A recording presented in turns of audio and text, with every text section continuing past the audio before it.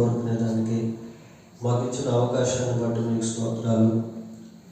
శక్తి చేతనైనను బలం చేతనైనను కాక మీ ఆత్మ ద్వారానే మీరు కార్యములను జరిగించేటువంటి దేవుడు. అందును బట్టి మీకు స్తోత్రాలు చెల్లిస్తూ ఉన్నాం. మీరు ముందుగా వెళ్ళుచు బెట్టగా ఉన్న స్థలములను సరళం చేసేటువంటి వాడుగాను, ఆయన ఇత్తడి తలుపులను విడగొట్టేటువంటి వాడుగాను, ఇనుప గడియలను ఇత్తడి తలుపులను పగలగొట్టి ఇనుప గడియలను విడగొట్టేటువంటి వాడుగాను ఉన్నందుకై మీకు స్తోత్రాలు. ఈ రాత్రి మరొక పర్యాయము మీ సన్నిధిలో ప్రభావ మా ఎదుటి అంశాల కొరకై ప్రార్థించుటకు కృప దయచేయండి. వాక్య ధ్యానంలో కూడా సహాయం చేయమని మా ప్రభువైన యేసుక్రీస్తు పరిశుద్ధమైన నామములో ప్రార్థన చేస్తున్నాము తండ్రి, ఆమేన్. బైబిల్ గ్రంథంలో నుండి ప్రకటన గ్రంథం మొదటి అధ్యాయము 8వ వచనాన్ని చదువుతున్నాం. చాలు. అల్ఫయో ఒమేగయు నేనే. మరి యేసుక్రీస్తు ప్రభు ఆయన అల్ఫాగా ఒమేగాగా ఉన్నాడు. అల్ఫా ఒమేగా అని అంటే మొదటి వాడుగా కడపటి వాడుగా ఉన్నాడు. ఇంకా చెప్పాలి అంటే ఆయన ప్రారంభించేటువంటి వాడుగాను ముగించేటువంటి వాడుగాను ఉన్నాడు. కనుక మన ఎదుట ఉన్నటువంటి ఈ క్రిస్మస్ కార్యక్రమాలలో యేసుక్రీస్తు ప్రభు అల్ఫాగా ఒమేగాగా ఉండాలి అని మనం కోరుకున్నాం. ఆయన కార్యాన్ని ప్రారంభించి ఆ కార్యాన్ని కొనసాగించి ఆ కార్యాన్ని ముగించేటువంటి వాడు. చూడండి, కొన్నిసార్లు కొన్ని కార్యక్రమాలు అనేటువంటివి ప్రణాళిక వేస్తారు. ఈ విధంగా చేయాలి, ఆ విధంగా చేయాలి, ఇలా ఉండాలి, అలా ఉండాలి అని. కొన్నిసార్లు ఫెయిల్ అయిపోతాయి, ప్రారంభంలోనే ఫెయిల్ అయిపోతాయి. ఈ రాకెట్లు పైకి పంపించేటప్పుడు చాలా ప్రయత్నాలు చేస్తారు. వాటికి ఎంతో కాలం, కొన్ని నెలల పాటు వాటిని తయారు చేస్తారు. వాటికి కావాల్సినవన్నీ కూడా సమకూరుస్తారు. కరెక్ట్గా అది ప్రయాణించేటువంటి టైంలో కొన్నిసార్లు ఫెయిల్ అయిపోతుంది, చాలా బాధ కలుగుతుంది. కొన్ని కార్యక్రమాలు అలా ఉంటాయి. కొన్ని ప్రారంభించడమే కష్టంగా ఉంటుంది, కొన్ని ప్రారంభించబడతాయి కానీ కొనసాగించబడలేవు. ఫర్ ఎగ్జాంపుల్, కొన్ని ప్రాంతాల్లో మనకి నిర్మాణపు కట్టడాలు చూస్తూ ఉంటాం. అవి ఎప్పుడో ప్రారంభించుంటారు కానీ అవి పూర్తి కాకుండానే మిగిలిపోయి ఉంటుంది కొన్ని సంవత్సరాల తరబడి. ఏదో స్లాబ్ దాకా వచ్చి ఆగిపోవడమో, గోడల దాకా వచ్చి ఆగిపోవడమో, పునాదుల దాకా వచ్చి ఆగిపోవడం అట్లా జరుగుతూ ఉంటాయి. ప్రారంభించుంటారు వాళ్ళు కానీ కొనసాగించలేకుండా మధ్యలోనే ఆగిపోయింటాయి. కాబట్టి యేసుక్రీస్తు ఎలాంటి వాడు అంటే ఆయన కార్యాన్ని ప్రారంభించి కార్యాన్ని కొనసాగించి కార్యాన్ని ముగించేటువంటి వాడు. బైబిల్లో మనం చదువుతాం, హెబ్రీ పత్రికలో ఏమంటుందంటే విశ్వాసమునకు కర్తయు దానిని కొనసాగించువాడు. కొనసాగించుట అంటే కొన వరకు సాగించడం అనమాట, చివరి వరకు సాగించేటువంటి వాడు. అలాగే ఫిలిప్పీ పత్రిక మొదటి అధ్యాయము 3వ వచనం ఒకసారి చదువుతున్నాం. మొదటి దినము నుండి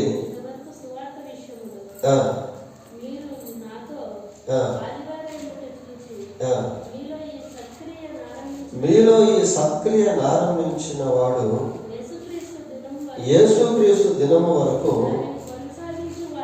దాన్ని కొనసాగించు. చాలు. దాన్ని కొనసాగించు వాడని కొనసాగించునని రూఢిగా నమ్ముచున్నాను. మీలో ఈ సత్క్రియను ఆరంభించిన వాడు యేసుక్రీస్తు దినం వరకు దాన్ని కొనసాగించునని రూఢిగా నమ్ముచున్నాను. చూడండి, ఇక్కడ ఆరంభము కొనసాగం చివరి వరకు అనేది చూస్తా ఉన్నాం. యేసుక్రీస్తు దినం వరకు కొనసాగించేటువంటి వాడు. అంటే ఇక్కడ సందర్భం కొంచెం డిఫరెంట్గా ఉన్నా దేవుడు ఎలా కనిపిస్తున్నాడు అంటే ఆయన కార్యాన్ని ఆరంభించి దాన్ని కొనసాగించేటువంటి వాడుగా ఉన్నాడు. ఈ దేవునికి సంబంధించినటువంటి కార్యక్రమాలన్నీ కూడా సవాలుతో కూడినటువంటివి. కొన్నిసార్లు మన దృష్టిలో ఏదో చిన్నగా ఉన్నట్టు కనిపిస్తాయి, కానీ దేవుడు కార్యం చేస్తే చిన్న కార్యాలు పెద్ద కార్యాలుగా మారిపోతాయి, పెద్ద పెద్ద పరిణామాలకు దారితీస్తాయి. ఫర్ ఎగ్జాంపుల్ చూడండి, మన అపోస్తల కార్యంలో గమనించినప్పుడు ఆ నదీ తీరంలో కొద్దిమంది స్త్రీలు సమకూడి ఆరాధన జరుపుకుంటా ఉన్నారు. ఆరాధన జరుపుకుంటా ఉంటే పౌలు బృందం అక్కడికి వెళ్ళారు. వెళ్ళి ఏదో క్యాజువల్గా అక్కడ వెళ్ళి వాక్యం చెప్తే అక్కడ ఒక మాట మనం చూస్తాం. ఏమని చూస్తామంటే, ప్రభువు ఆమె హృదయమును తెరిచను కనుక అతడు చెప్పిన మాటలు ఏంటో ఆమె లక్ష్యించింది. అంటే ప్రభు కార్యం చేశాడు. ఒకవేళ ప్రభు కార్యం చేయలేదనుకోండి, అసలు ఆమె గురించి టాపికే వచ్చేది కాదు బైబిల్లో. కాబట్టి ప్రభు కార్యం చేయాలి. ప్రభు ఎప్పుడైతే కార్యం చేస్తాడో అక్కడ ఫలితాలు అనేటువంటివి ఉంటాయి. లూథియానా మారుమనసు పొందడం మాత్రమే కాకుండా బాప్తిసం తీసుకుంది. తన ఇంటి వారు కూడా దేవుడిని నమ్ముకున్నారు. తాను ఉన్నటువంటి ప్రాంతానికి కూడా సేవకులను తీసుకెళ్ళింది. అక్కడ కూడా సువార్త ప్రకటించబడింది. చూడండి ఎంత పెద్ద దానికి దారి తీసింది. చిన్న కార్యమే, కానీ అది కొనసాగించబడి గొప్ప ఫలితాలకు దారి తీసింది. ఎప్పుడు అంటే దేవుడు కార్యం చేసినప్పుడు. కనుక కొన్నిసార్లు చిన్నవిగా కనిపిస్తాయి. ఇదేముందిలే, క్యారల్స్ కదా, చిన్న వాక్యమే కదా అనుకుంటాం. ఏమో ఆ వాక్యం ద్వారా కూడా కొద్దిమంది మారుమనసు పొందుతారు, కొద్దిమంది బలపరచబడతారు. ఎందుకంటే వాక్యం దేవుడిది కాబట్టి. ఇదేముందిలే, చిన్న గృహపూడికే కదా, ఎప్పుడు పెట్టుకునేటువంటిదే కదా, మనం మెగాఫోన్ పెట్టి వాక్యం చెప్తా ఉన్నాం, ఈ వాక్యం ఎప్పుడు వినేటువంటిదే కదా అని కొన్నిసార్లు మనం అనుకుంటాం. వాక్యం ఎప్పుడు వినేటువంటిది అయినా కూడా ఆ వాక్యం దేవుడిది కాబట్టి దేవుడు కార్యం చేసినప్పుడు ఆ వాక్యం శక్తివంతంగా మారుతుంది. ఆయన కార్యాన్ని ప్రారంభించి దాన్ని కొనసాగించేటువంటి వాడుగా ఉన్నాడు. బైబిల్లో కొన్ని కార్యాల గురించి మనం గమనించినప్పుడు చూడండి, ఒకసారి ఆదికాండం 6వ అధ్యాయము 13వ వచనం నుంచి 15వ వచనం వరకు చదువుకుందాం. దేవుడు నోవాహుతో సమస్త శరీరాల మూలముగా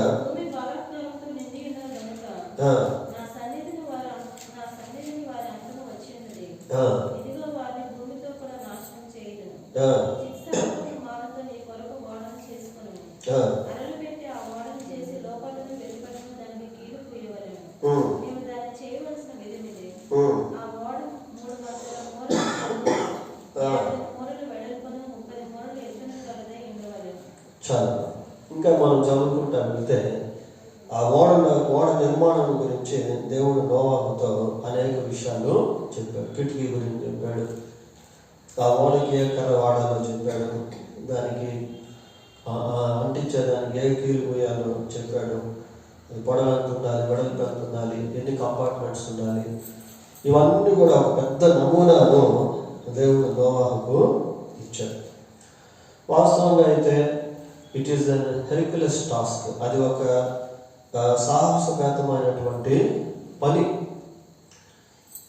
మరి నోవాహుకు ఏ కాలంతో చేయాలో తెలియదు, ఎక్కడ కీలు పోయాలో తెలియదు, ఎన్ని అపార్ట్మెంట్లు కట్టాలో వాడికి తెలియదు, ఓడ ఎంత పొడవు ఉండాలో తెలియదు, ఓడ షేప్ ఎలా ఉండాలో తెలియదు. ఎందుకంటే ఓడ షేప్లో లేకపోతే నీళ్ళలో అది మునిగిపోద్ది. ఇంకా ఆ రోజుల్లో అదే ఫస్ట్ ఓడ ప్రపంచంలో. అంతకుముందు ఓడలు అనేటువంటివి లేవు. అదే ఫస్ట్ వర్షం. అంతకుముందు వర్షం అనేటువంటిది లేదు. అటువంటి దినాల్లో దేవుడు ఓడ నిర్మాణం గురించి నోవాహుకు ఆ ఇన్స్ట్రక్షన్స్ అనేటువంటివి ఇచ్చాడు.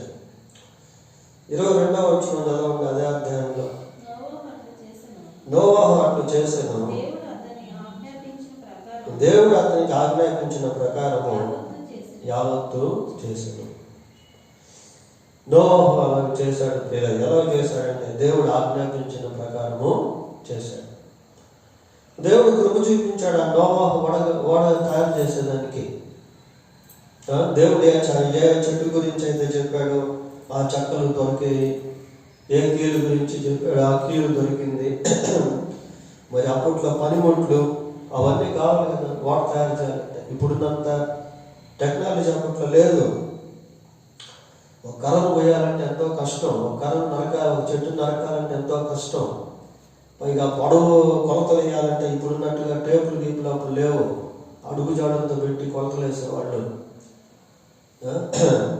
ఇట్లా అంత పెద్ద గొప్ప పనిని నోవాహు చేయగలిగాడు అంటే కేవలం దేవుని సహాయంతోనే చేయగలిగాడు. దేవుడు నోవాహుకు ఆరోగ్యాన్ని ఇచ్చాడు, ఆయుష్ ఇచ్చాడు, పనిలో కావలసినటువంటి జ్ఞానాన్ని ఇచ్చాడు, పరికరాలను ఇచ్చాడు, వస్తు సామగ్రిని ఇచ్చాడు. కాబట్టి ఆ ఓడ అంత బాగా దృఢంగా బలంగా దేవుని యొక్క చిత్తానుసారంగా చేయబడింది. కాబట్టి చేయబడిన తర్వాత ఏమైంది? జలప్రళయం వచ్చింది. జలప్రళయం వచ్చినప్పుడు అక్కడ కింద బైబిల్ మనం చూస్తాం, ఆకాశం కింద ఉన్న పర్వతాలన్నీ కొండలన్నీ కూడా మునిగిపోయాయి. అంత పెద్ద జలప్రళయం. అలాంటి జలప్రళయం అంతకు ముందు కానీ దాని తర్వాత కానీ ఎప్పుడూ రాలేదు. అంత పెద్ద జలప్రళయం. అంత పెద్ద జలప్రళయంలో భూమి లోపల నుండి నీళ్లు ఉబుకుతూ బయటకు వచ్చాయి. పైనుంచి వర్షం కురిసింది, ఓటలు విప్పబడ్డాయి, ఆకాశం తూములు విప్పబడ్డాయి, ప్రచండ వర్షం అన్నమాట. అన్నీ కూడా మునిగిపోయాయి. అంత భారీ వర్షాల్లో అటువంటి జలప్రళయంలో ఎక్కడ ఓడ బ్రద్దలైపోవడం కానీ, తర్వాత ఓడ లోపలికి నీళ్లు వెళ్ళడం కానీ ఎక్కడ జరగాలి. పైగా ఓడ ఎక్కడ నిలబడిన తర్వాత మనం చూస్తే బైబిల్లో అరారాతు కొండ మీద నిలబడేది. అంటే ఆ కొండలకు తగిలి ఓడ బద్దలైపోవడం అంటే జరగలే. ఏం లేదు, టైటానిక్ షిప్ చేశారు. ఆ రోజుల్లో టైటానిక్ షిప్ చేసి ప్రపంచం అంతా కూడా బాగా ఘనంగా అనిపించుకోవాలనుకున్నారు. టైటానిక్ షిప్ని సముద్రంలో ప్రయాణంలో కొనసాగింపు చేశారు. అది ఐస్ కొండలకు తగిలి బద్దలైపోయి మునిగిపోయి చాలామంది చనిపోయారు. ఎంతో టెక్నాలజీ మళ్ళీ అప్పట్లో. అంత సాంకేతిక పరిజ్ఞానంతో చేసిన టైటానిక్ షిప్ మునిగిపోయింది, చనిపోయారు మనుషులు. కానీ నోవాహు చేసినటువంటి ఓడ ఎక్కడ కూడా బద్దలవ్వడం కానీ మునిగిపోవడం కానీ ఏం జరగలేదు. కారణం ఏంటంటే దేవుని సహాయంతో నోవాహు ఆ ఓడ చేశాడు. దేవుడే కావలసిన అన్నింటినీ కూడా సమకూర్చాడు. కాబట్టి మరి రానున్నటువంటి కోడికల్లో దేవుడు సహాయం చేయాలి, దేవుడు సమకూర్పునివ్వాలి, దేవుడు కాపాడాలి. సైతాన్ని కాసుకొని ఉంటాడు, సాతాను యొక్క శక్తులు కాసుకొని ఉంటాయి. ఏదో ఒక విధంగా ఆటంకాలు తీసుకురావాలని, అంతరాయాలు తీసుకురావాలని, పనులు జరగకుండా చేయాలని, ఎవరో ఒకరిని రేపాలని, ఇట్లా రకరకాల ఆటంకాలు, రకరకాల సమస్యలు వస్తూ ఉంటాయి. కానీ ప్రభు అల్ఫాగా ఒమేగాగా ఉన్నప్పుడు ఆయనే దాన్ని ప్రారంభించి దాన్ని కొనసాగించి దాన్ని విజయవంతంగా ముగిస్తాడు. నోవాహు ఓడ నిర్మాణంలో దేవుడు నోవాహు ఎంతగానో సహాయం చేశాడు. కనుక ఈ కోడికల్లో కూడా ప్రభు ఆ రీతిగా సహాయం చేయాలి. ఇలాంటి టాస్క్లు బైబిల్ అనేకమైనటువంటివి మనం చూస్తాం. తర్వాత ఇశ్రాయేలు ప్రయాణం చేస్తూ ఐగుప్తు నుండి కానానికి వెళ్తూ ఉన్నారు. ఆ వెళ్ళేటువంటి సమయంలో దేవుడు ప్రత్యక్ష గుడారం గురించి మోషేతో మాట్లాడాడు. అయ్యా మోషే, ఇదిగో ఈ ప్రత్యక్ష గుడారం ఇంత పొడవు ఉండాలి, ఇంత వెడల్పు ఉండాలి, ఇటువంటి తెరలతో అది నిర్మించబడాలి, దాంట్లో కూడా కంపార్ట్మెంట్స్ ఉండాలి, ఆవరణ ఉండాలి, పరిశుద్ధ స్థలం ఉండాలి, అతి పరిశుద్ధ స్థలం ఉండాలి, దాంట్లో బలిపీఠం ఉండాలి, దాంట్లో గంగాలు ఉండాలి, ధూపవేది ఉండాలి, మందసం ఉండాలి. ఇట్లాగా మోషేతో దేవుడు ఆ ప్రత్యక్ష గుడారం గురించి ఒక నమూనా ఇచ్చాడు. కేవలం నమూనా ఇస్తే మోషే తయారు చేసేవాడు కాదు. మోషేకు దేవుడు నమూనాను ఇవ్వడం మాత్రమే కాకుండా పనిచేసేటువంటి మనుషులను, పనిచేసేందుకు కావలసినటువంటి వస్తువులను, పరికరాలను అన్నింటినీ కూడా సమకూర్చాడు. చూడండి ఒకసారి నిర్గమకాండం 31వ అధ్యాయము 1వ వచనం నుంచి చదువుకున్నాం. 5వ వచనాలు.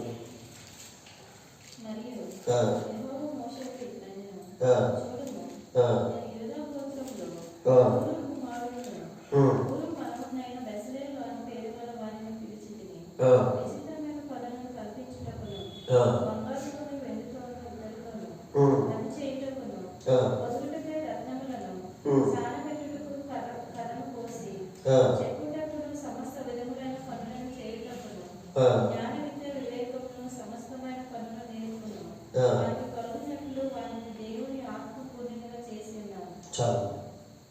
చూసారా, ఇవన్నీ మోషే చేయలేదు.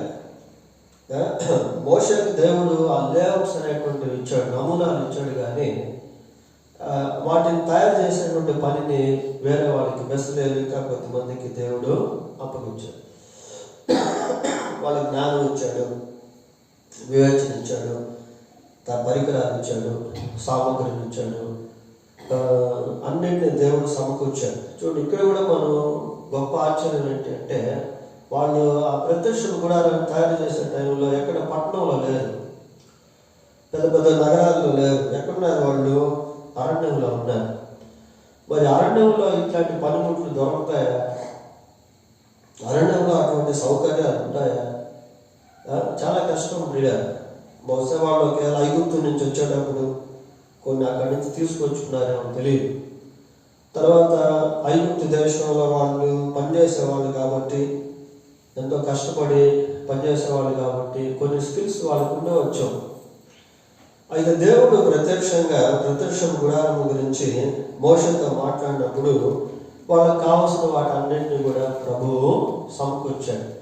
గగాళం ఎలా చేయాలో వాళ్ళకేం తెలుస్తుంది చెప్పండి? మందసం ఎలా చేయాలో వాళ్ళకేం తెలుస్తుంది? ధూప వేదిక ఎలా చేయాలో వాళ్ళకేం తెలుస్తుంది? ఎంత పొడవు ఉండాలి, ఎంత వెడల్పు ఉండాలి, ఏ కర్ర వాడాలి, ఎక్కడ బంగారం పొదగాలి, ఎటువంటి వెండి కావాలి, సుత్తులు ఎటువంటివి ఉండాలి, ఈ సామగ్రి గురించి వాళ్ళకి తెలియదు. కానీ ప్రభువే వాటి కొలతలు కూడా ఇవ్వడం అనేది జరిగింది. మందసం ఇట్లా ఉండాలి, దానిపైన కెరూబులతో ఉండాలి, దాన్ని తుమ్మకరతో చేయాలి, దానిపైన బంగారం పొదగాలి. ఇట్లాగా ఆ ఇన్స్ట్రక్షన్స్ అనేటువంటివి దేవుడు వారికి ఇచ్చాడు. కనుక దేవుని యొక్క ఆ సూచనలు, ఆదేశాలు అనేటువంటివి ఆయన కార్యంలో మనకు కావాలి, మనకు అవసరం. దేవుని ఆదేశ ప్రకారం మనం ముందుకు వెళ్తూ ఉన్నప్పుడు దేవుని కార్యాలు తప్పకుండా జరుగుతాయి. ఎప్పుడైతే వాళ్ళు దేవుని చిత్తానుసారంగా ప్రత్యక్ష గుడారాన్ని నిర్మించారో అక్కడ దేవుని కార్యాలను వాళ్ళు చూడగలిగారు. ఆ ప్రత్యక్ష గుడారంలోనే శరీర మహిమ వచ్చేది. దేవుడు ఆ మనసు ఉన్న ప్రాంతంలో మాట్లాడేవాడు. ప్రధాన యాజకులు నిర్మించారు. కాబట్టి వాళ్ళు దేవుని సన్నిధిని ఎంతగానో అనుభవించారు. దేవుడే వారికి ఆ గైడ్ లైన్స్ అనేటువంటివి ఇచ్చి, మార్గదర్శకాలు అనేటువంటివి ఇచ్చి వాళ్ళ ముందుకు తీసుకెళ్ళాడు. కాబట్టి ప్రత్యక్ష గుడారము కూడా సంపూర్ణంగా ప్రారంభించి కొనసాగించి సంపూర్ణంగా ముగించబడేది. వీటన్నింటిలో దేవుడు కృప చూపించాడు. అలాగే సొలొమోను కట్టినటువంటి దేవాలయం అది కూడా ఒక నమూనా లాంటిదే. అయితే సొలొమోను ఈ ప్రత్యక్ష గుడారము యొక్క విధులు వాటిని గురించి ఎరిగి ఆ మందిరంలో అటువంటి వాటిని సొలొమోను ఏర్పాటు చేశాడు. ఇలాగ బైబిల్లో మనం గమనించినప్పుడు మరి దేవుని కార్యాలు చాలా అద్భుతమైనటువంటివి మనకి కనిపిస్తాయి. కాబట్టి దేవుడు కార్యాన్ని ఆరంభించి దాన్ని కొనసాగించి ముగించేటువంటి వాడిగా ఉన్నాడు. యేసుక్రీస్తు ప్రభు ఆయన అల్ఫాగా ఒమేగాగా ఉన్నాడన్న విషయాన్ని మనం జ్ఞాపకం చేసుకుంటూ ఉన్నాం. ఈ వచనాన్ని మనం జ్ఞాపకం చేసుకుంటూ మన ఎదుర్కొన్నటువంటి ప్రార్థన అంశాల ప్రకారం ప్రార్థన చేద్దాం. అసలు చిన్న ప్రార్థన చేసిన తర్వాత మళ్ళీ ఒకసారి ప్రార్థన అంశాలు జ్ఞాపకం చేస్తాం. ఆ రీతిగా మళ్ళీ మనం ప్రార్థన చేద్దాం. పరిశుద్ధులైన మా దేవా, మీకు వందనాలు, స్తోత్రాలు. ఈ రాత్రి సందేశంలో మీరు అల్ఫాగా ఒమేగాగా ఉన్నందుకై మీకు స్తోత్రాలు. అవును మా ప్రభువా, మీరు కార్యాన్ని ఆరంభించి కార్యాన్ని కొనసాగించి కార్యాన్ని ముగించేటువంటి వాడవు. అందును బట్టి మీకు స్తోత్రాలు చెల్లిస్తూ ఉన్నాం. మా ఎదుట ఉన్నటువంటి కూడికల్లో మీరే ప్రారంభకుడిగా, కొనసాగించేటువంటి వాడుగా, విజయవంతంగా ముగించేటువంటి వాడుగా ఉండమని ప్రార్థన చేస్తున్నాం. పొట్టివారము, మట్టివారము, ఏమీ తెలియనటువంటి వారము, ఇటువంటి నైపుణ్యతలు, జ్ఞానము, వివేచన లేనటువంటి వారు ప్రభా, మమ్మల్ని మేము ఈ కార్యక్రమాల నిమిత్తమై మీకు అప్పగించుకుంటా ఉన్నాం. మీకే ప్రథమ ప్రాధాన్యతను ప్రభా నాయన మేము ఇస్తూ ఉన్నాం. ప్రభా కృప చూపించండి, సహాయం చేయండి. మా ఎదుట ఉన్న ఈ ప్రార్థనాంశాల విషయంలో సహాయం చేయమని వేడుకుంటూ మా ప్రభు యేసుక్రీస్తు పరిశుద్ధమైన నామంలో ప్రార్థన చేస్తున్నాము తండ్రి, ఆమేన్. మనం క్రిస్మస్ కార్యక్రమాల విషయంలో 7 ప్రత్యేక